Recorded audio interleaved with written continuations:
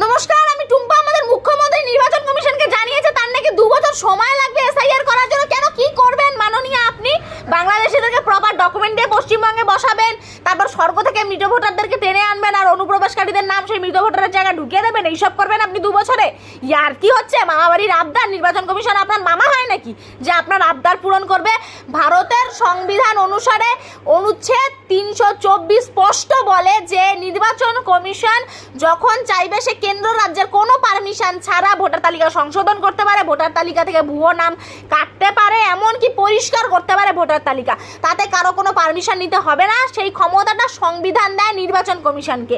Representation of the people act 1950 21 নং ধারা SIR করা সাংবিধানিক ক্ষমতা দেয় নির্বাচন কমিশনকে। আপনি মূর্খের স্বর্গ থেকে বেরিয়ে আসুন মাননীয়া।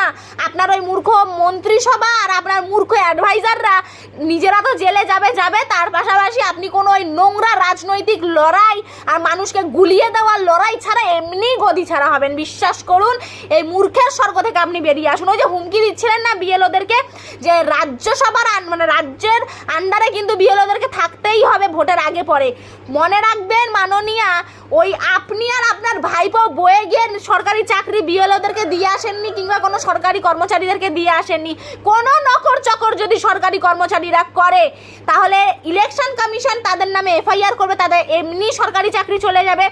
তারপর তার নামে এফআইআর করার কারণে সে কোনো পেনশন পাবে না, এমনকি জেলের ঘানিটাও টানতে হবে। তার জীবন বরবাদ। আর জীবনে সরকারি চাকরি পাওয়ার আশা করে তো লাভই নেই। তারপর এটা আবার পশ্চিমবঙ্গ, তারপর মমতা বন্দ্যোপাধ্যায়ের রাজত্ব। সুতরাং আপনার এই ধমকানো চমকানোতে যদি সরকারি কর্মচারীরা ভয় পেয়ে গিয়ে কোনো ভুল করে তাহলে তাদের জীবন একেবারেই বরবাদ। আর আপনি যদি এসআইআর করা থেকে কোনো রকমের বাধা দেন তাহলে আপনি কোনো লড়াই ছাড়া বিশ্বাস করুন গদিহারা হবেন, আর আপনার মূর্খ মন্ত্রিসভাও জেলে যাবে।